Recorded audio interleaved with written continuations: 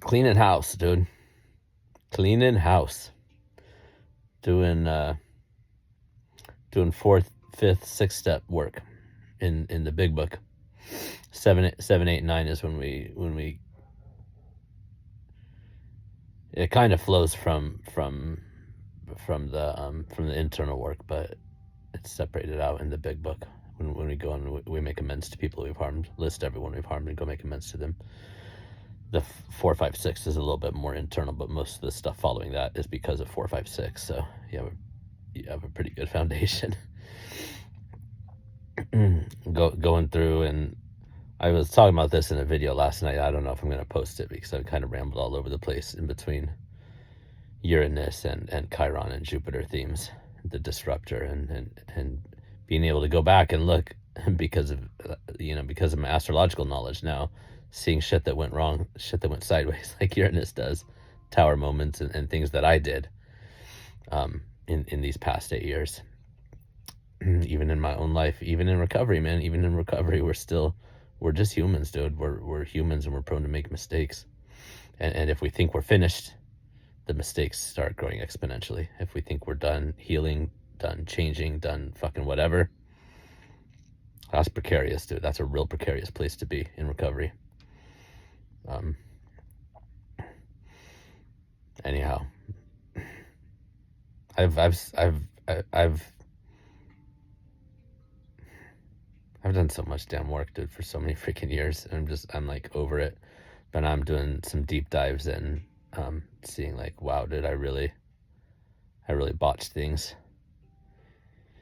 here, and I can see it now because of the astrological timing and exactly where it is, not just in my own chart, but also in charts of people around me, including my own blood. It forms a perfect constellation, dude. The stars, not that they control our destiny and fate, but the bigger movements of humanity and evolution and our soul evolution is heavily influenced by the chart and the stars and the planets and what's going on there. Anyways, dude, it's been fucking brutal, man. It's been a brutal season diving into some of that shit, pulling it up, listing it all out, bringing it to God. And this morning I had a nice breath of fresh air, literally and figuratively. It was like a really sweet breeze in the air this morning. And should I do a short? No, I don't want to do a short. I do. I was going to, but I'm still in coffee mode, man. Still in coffee mode. And I've noticed a lot of creators, a lot of like small and medium creators that are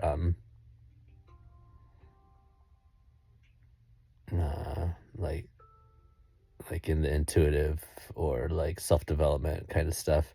They'll do videos that are just a tiny bit longer than 3 minutes so that it goes in the main section, but then the videos are still pretty short, so most people are going to gravitate to the shorter stuff. And some people, this one guy in particular that I'm thinking of, he does his little message for his audience, and then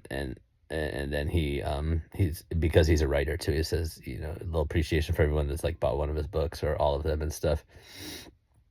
And usually it's kind of like advertising, but he wraps it into the message each time, but like that's usually like 30 seconds. So each message is like 3 minutes and 30 seconds. And like the 30 seconds is like, thanks for buying my books at the end every time. But I think what happens is because those go in the regular feed instead of as shorts. And so if you make a really long short, like 3 minutes, I think most people don't watch that. Like those get less views than the ones that are 15 seconds or like 30 seconds or a minute. And so if you do a really short, long video, I think those get the highest views as well. This guy is, I don't know, I think he's been around for a couple of years, but pretty consistently. I see this with a lot of creators that have their shit dialed in. It's like he'll put a little video out and it's like boom, 20,000-30,000 K views like within a first day or whatever. Some fun stuff. It's fun stuff learning about the YouTube biz and the algorithm and everything. And again, with YouTube, dude, there's so many things you can make, so many ways to make money and create things on YouTube. I was just starting to scratch the surface of some of this a couple years ago when everything bottomed out. So doing what I can, back on the up and up. Anyways, as I'm doing fourth and fifth step work, 4, 5, 6, 7, 8, 9. You know, a lot of the amends that I have made or have to make in the world at this point and ongoing, they're just living amends. It's like living a different life, living in recovery, and trying to help people out wherever I can. You know, share my message of my experience, strength, and hope, and recovery, and all the rest of that. And a lot of that will be ongoing. But a couple things came up for me this year, and I was doing some work in November of last year. I'm like, oh man, I have a couple things I didn't take care of back in the day, like direct amends that I needed to make with people, and so I've done a couple of those as well. But we'll see. This is a much deeper dive, so I'll see what kind of amends need to be made. What kind of stuff is going to come up out of this? I know some of it. I know a lot of it, and maybe most of it already. But like with anything, dude, ask God and ask God. So I've been deep diving, and it's been really fucking painful. It's been really uncomfortable. Major releases in my heart and my body and my skeletal system, even like more ancestral stuff and just like deep trauma healing and releases this year, so that, you know, more of this stuck energy can be flowing again, more life energy can flow. But this morning I woke up and it was just like this nice feeling of the flip side of it when you're doing a personal inventory and you know, depending on where you go, what kind of program you're in, what kind of sponsor you have, all that sort of stuff. It's like you might never even hear about this, but when we're making a personal inventory, it's not just supposed to be everything that's fucking wrong with us and all of our problems. We are supposed to get really honest and really clear about that, because for those of us with addiction, these things feed into it, or they let into it, or they exacerbate it, or they keep us stuck in it so much of the time when we're not willing to face our own shit, regardless of where that came from. You know, so sometimes it's, especially when we're dealing with stuff from childhood. You know, this is why I'm writing a book on this specifically, and developing a new program, because trauma needs to be first and foremost in any conversations about recovery, pretty much from anything medical or psychological. They're finding now the people that are on the forefront of this work are seeing this pattern over and over and over. And even for people that develop acute PTSD, they usually have like stuff that would lead to or exacerbate complex PTSD underneath that's never been addressed or diagnosed. So the program that I'm developing, Renaissance Recovery, is you know, putting trauma first. I don't know if I probably shouldn't even be saying anything about that. My stalkers now have found this platform too, so they got people coming in left and right. It's pretty comical, but incredibly stressful, incredibly fucking stressful, because of the life-threatening nature of what I've been dealing with for 14 months, 16 months, and ongoing, and all of them.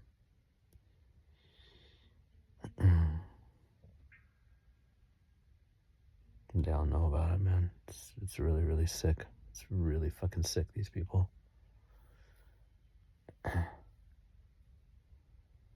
Dramedy, comedy, tragicomedy.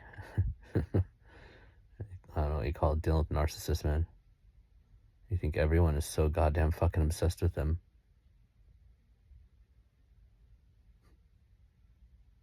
And nobody gives a fuck about them once they find out what they are. And aren't, because they have nothing. They're nothing. Anyway, my poor heart, dude. My poor heart. Keep going. So I'm doing all this work. All this deep work.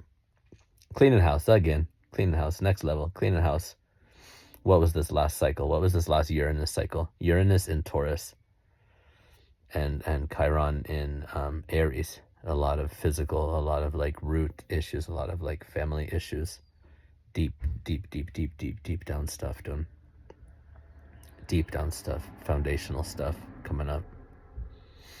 And for me particularly, I'm just realizing this yesterday. Like I have my Uranus is in Scorpio in the 4th house, and so that's exactly what's going on. The disruptor, the tower, tearing things down. I've had a couple Scorpios in my life that played pivotal roles.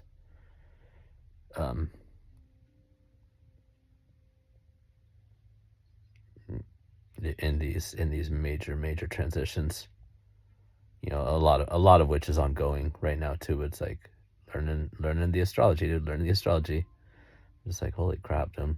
It's wild. But yeah, Cancer, 4th house is Cancer, family, emotions. It's ruled by the moon and Cancer and the moon. And I've got I've got Pluto in Libra. It's in the 4th house or the 3rd house. It's like right in that area in my chart.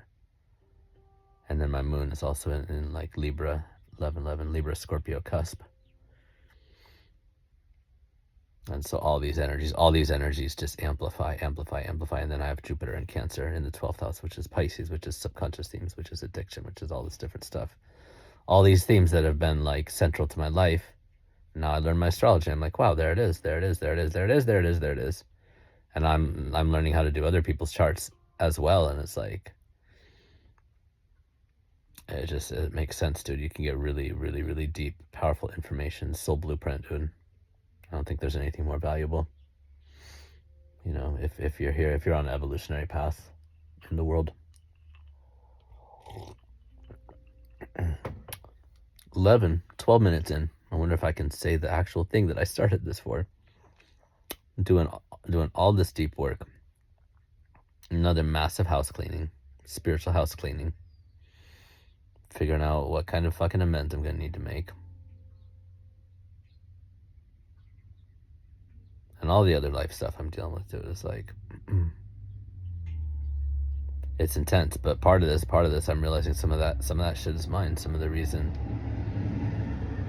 not for the attacks and the crimes and stuff like that, but I put myself in a position. I was trying to work with so many of these people, and I didn't know anything about NPD and stuff back. When a lot of this was going on at a very high active level.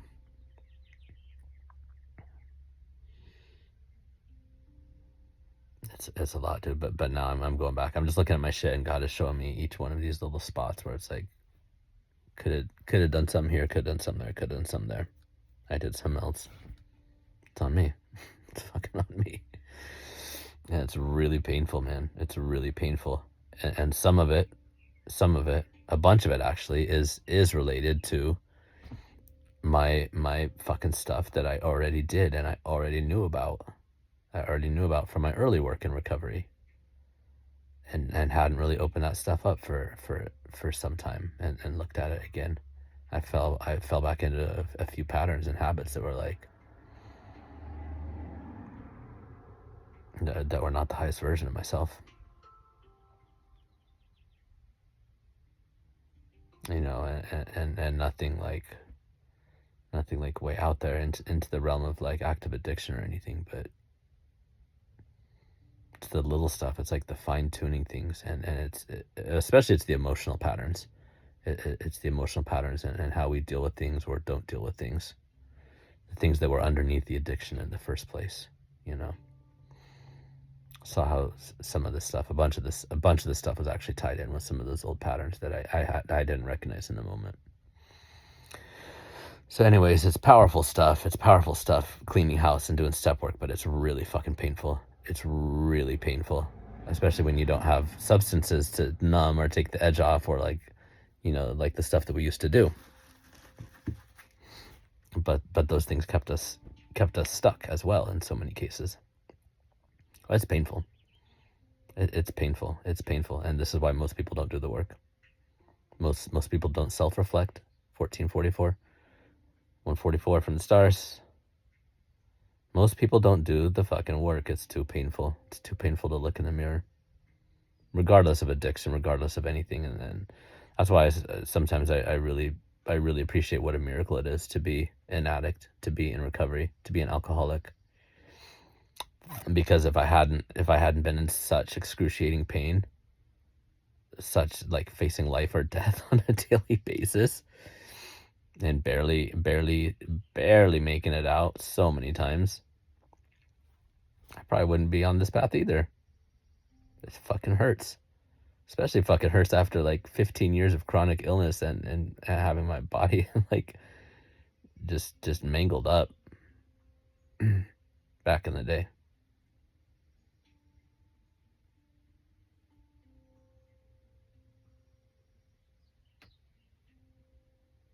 To say nothing of all the emotional pain and some of the stuff that's just come up recently, man, after 20 years in recovery. Stuff that I kind of knew about, the outlines of things, but it just has come up in such a big way. Anyway, let's see. We're almost at 20 minutes now, so maybe I can say the thing that I fucking came here to say. Maybe I can say the one thing that I started this video for.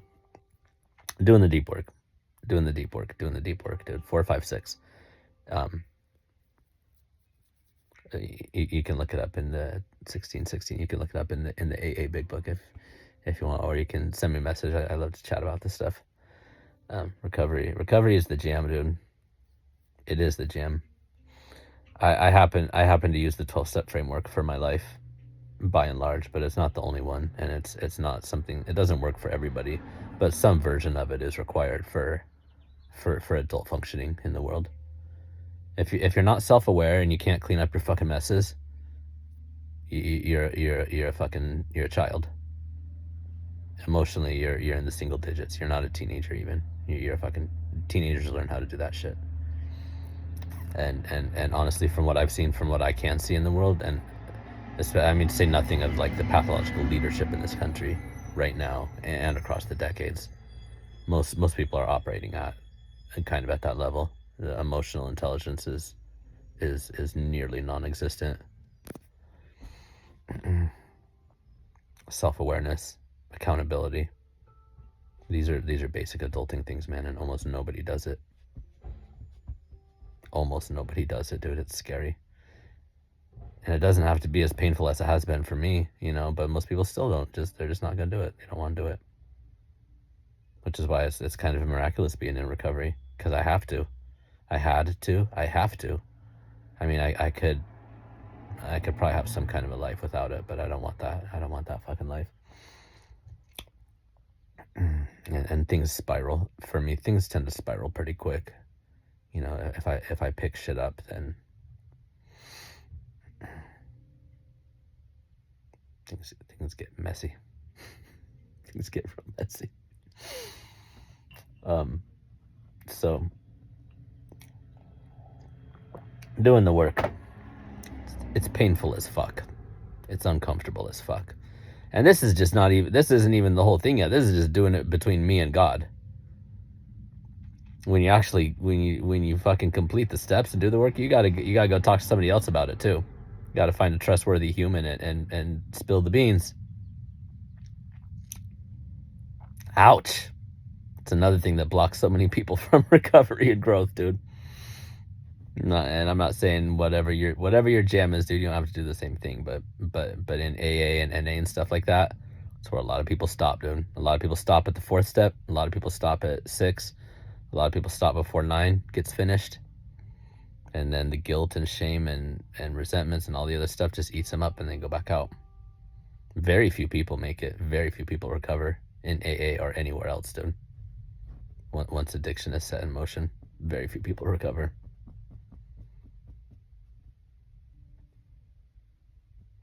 Maybe, I don't know, maybe for the same reason very few people enter adulthood emotionally. 1919.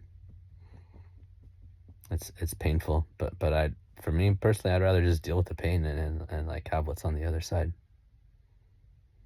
which is like whole and happy living, joy, peace, freedom, joy like you've never known, dude.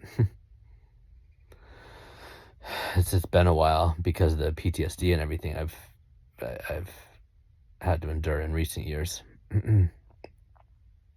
But a lot of my life in recovery has been extremely miraculous.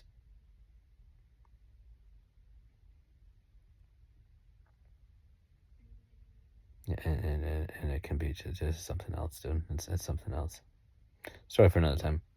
Well, it kind of ties into this because now that we're at 20 minutes, the thing I actually wanted to say, I've been doing all this deep work, dude, and it's been really painful. It's really uncomfortable. But this morning I woke up and I was getting something out of my truck, and the air was just like, the air was so sweet. You could smell kind of the morning dew, like spring, summer morning smell, feel. And I was saying some prayers out there to the air and the waters, and couldn't quite see the sun yet, but I was welcoming the sun and everybody, welcoming everyone to the party, and myself too. Just remembering, like, I belong in this world. I belong in this world. Like, for those of us with CPTSD and childhood trauma, a lot of times, we've spent years, decades feeling like we don't belong and it's our fault. But if your actions have harmed people, clean that up. But if you feel inherently defective, that's trauma. That's CPTSD. That's because of what was done to you when you were young. Got separated out. Anyways, this morning I was feeling really good.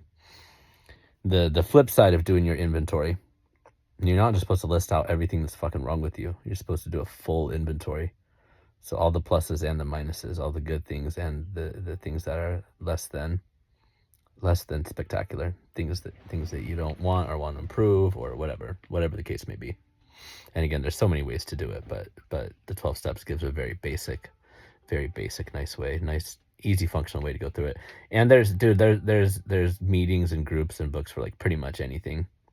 Take what you need, leave the rest. But I know for a lot of people, and I think women especially, and families of alcoholics, like there's like Al-Anon and Codependence Anonymous and like Overeaters Anonymous. There's like so many different things, and again, personally, I'm not super familiar with all of these groups and books, but I know that they exist, and on some level, there's benefit to be gained. If you grew up in these kind of dysfunctional patterns and environments and toxicity, and with parents that have alcoholism or workaholism or all of these other different things, different mental health issues, etc. They can be helpful. They can be really helpful tools. Side quest, sorry. I'm still getting my caffeine in. Anyways, oh yeah, it's not all bad, man. It's not all bad. It's not supposed to be all bad. When we're listing out our inventory, we get to list out the gifts that we have too, and the good things about us, and remember those, and remember that if we're suffering from patterns that don't work, whether that's addiction or other stuff, those things are blocking the good things that we bring to the world in so many cases. And so that's the whole point of cleaning house, so that God energy can flow more clearly again. The gifts can flow more clearly again. And I just had a moment, like right when I woke up this morning, I was like, I had some really cool dreams last night too. I was eating passion fruit yesterday, and I had dreams last night. Imagine that. Might be pattern. I feel like my brain is just processing things a little bit better at night, especially with the dreams and the sleep and stuff this year. But I woke up feeling good. And it's like, oh yeah, I get to remember. I get to list out all that other shit too, all the good things I've done, and all the ways that I've grown in these recent years too. Because yeah, I've had a couple of things that weren't ideal, and some missteps, some little ones and a couple big ones. And this, I'm talking about in recent years. But I've also been growing by leaps and bounds, and discovering and bringing gifts online for the first time, or 24 back online for the first time in many years. And I am working like nonstop, doing the internal work, coming out of like severe, like crippling level of PTSD and CPTSD and autoimmune disorders that flared back up a couple years ago because of all the stress of all this crazy shit that was going on, dealing with narcs and fake lawsuits and just you name it, dude. Hollywood beyond the wood level of insanity. And that continues on to You know, right now I'm getting messages from people just like yesterday and the day before.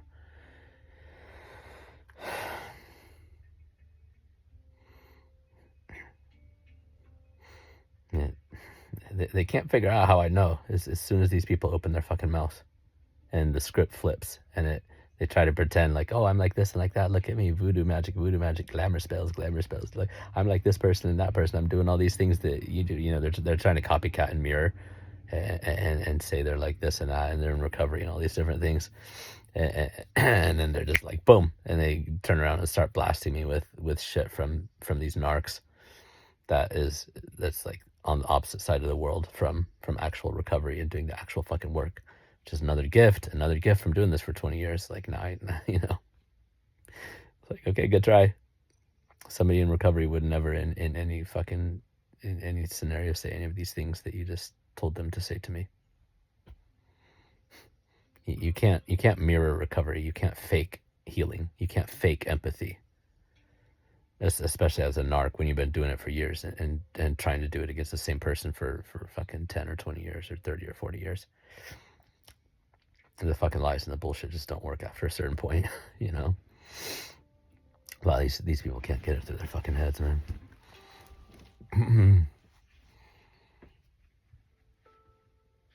I think they're so mighty and powerful. I mean, they want to convince themselves in the world that they are, but then they're still coming after people, handing their power over to the people they're coming after because they can't take them out.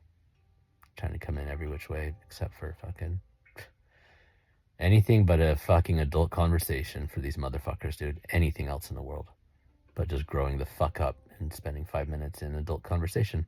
That's the one thing they cannot do. They'll do anything to avoid that, man. Anything. They'll build these whole fucking empires, houses of cards out of fucking nothing but lies. As long as they don't have to talk to somebody on a fucking level. Because they can't stand it. It's all fucking idealized to value. Put people on a pedestal, tear them down. Put themselves on a pedestal, like try to stay up there. I don't know. I don't know. I've spent enough of my life trying to figure them out. Fucking Christ. Anyways, dude, the inventory isn't all bad. It's really good. Inventories are really good, and I just like turned a leaf this morning. I woke up, I'm like, oh yeah, all the good things too. All the good things count. Thank you, God. Thank you, God. 2747. As I continue to clean house and deal with this shit and make amends wherever I can, living amends and direct amends for people that I've harmed, and to myself. I had to learn how to make amends to myself over the years, big time. They don't teach that in AA and NA, not really. Most of them won't. They'll say you're lost in ego or whatever. But you know, they say the resentment is the number one killer of addicts and alcoholics. But it is a major one. It is one of the major ones. But I think shame is much worse. Shame comes from trauma, from childhood trauma. It's a feeling of being defective. Not that you did something wrong. That's guilt. Guilt is appropriate usually. Shame is like, I am wrong. Guilt says I hurt somebody and I need to clean that up. Or at least just recognizing that you hurt somebody. And if it doesn't feel good in your heart and your solar plexus and your gut, then you're human. You're still human. You have a conscience. And that's a good sign. But what we do with that information, you know, we always have free will. But I love recovery, man. I love recovery because it's pretty rare. It's pretty fucking rare that I do things where I actually have to make amends to somebody else. It's been rare for many, many years. Living at my highest level is one thing, but hurting another person intentionally, no, never. Accidentally, you know, it's happened a few times. But it's rare now. It's rare now compared to when I was just kind of blasting through life. And even back then, dude, even in my addiction, I was pretty careful. I was pretty careful not to hurt people. I've never been one to get my jollies that way. Another reason the narcs hate me so much. Me not doing anything, just living, just being myself, dude.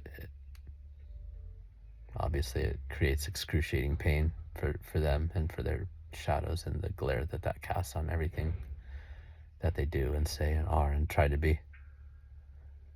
They try to mirror and reflect somebody, and then try to erase them, and then try to mirror them, and then try to erase them, and try to mirror them, and then try to erase them.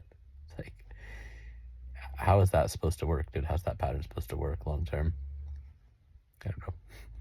I don't know. Ay, these people, dude. Anyways, dude, doing your inventory can be really cool. It's painful, dude. It's painful to get all that shit out and put on paper, and especially talk to another person about it. Talk to God, talk to another person to do it really thoroughly. Working with a sponsor is very powerful stuff for this. And whatever program you're in. Or just finding a safe and healthy person. You if you have a therapist or psychologist and stuff like that, they can fulfill that function as well too, and they often do, just kind of like as things go, even if you're not working like a recovery program. It's part of why that stuff helps too, just getting it out of our bodies, and then sharing and being seen and being accepted still, and knowing that it's like, hey, we can make mistakes and still have a life and still move forward. It's powerful stuff.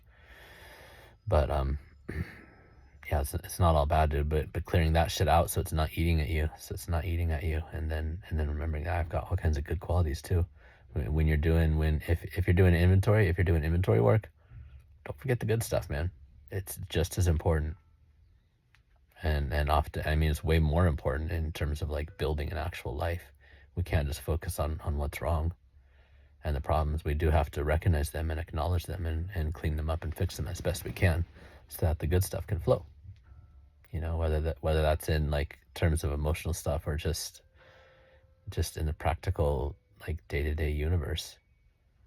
That's what so many of our like jobs and careers center around. These things is fixing problems, helping people fix their problems.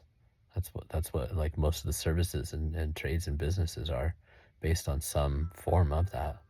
So there's nothing wrong with that. We're not going to get to this place where all the problems are just gone necessarily. I think big picture, we can get to a place where most problems are extremely small.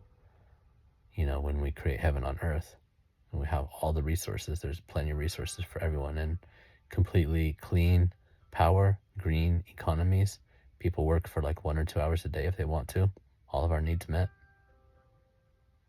Everything we need is there.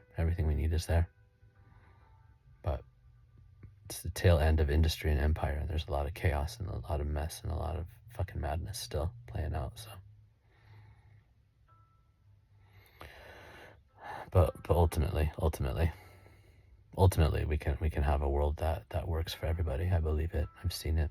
I see it every day. It's easy.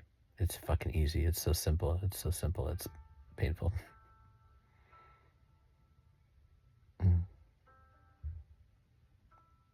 Anyways, sorry I'm a little rambly, but whatevs.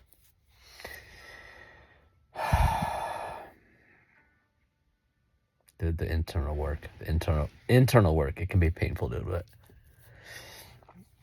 sorry, my coffee mouth is 33:44. My coffee mouth.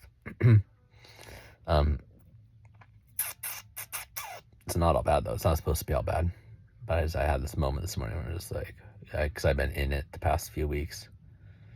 I've been in it. And this morning, God just reminded me, it's like, okay, cool. Well, we're going to keep cleaning that up, and don't forget about everything else. Don't forget about the other 90% of who you are, 95%, 98%, all the good stuff, everything you've been doing to work and to grow and to move forward throughout all this. Everything that you built before all this, which if you hadn't done that, Mr. Aaron, you'd be fucking dead dozens of times over. So remember the good things. Our brains, I've mentioned this a couple times in recent videos, our brains want to focus on the problems. That's their duty. That's their job. That's how we evolved and got to where we are, and how we built these like huge complex societies, largely finding problems and fixing them. But in terms of personal happiness and satisfaction and expansion in life, it's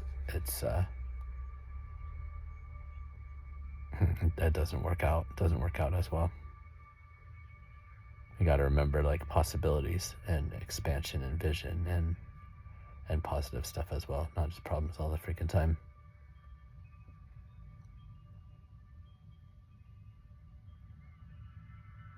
I don't know. I hope y'all are having a good day. 35 minutes short. Love you.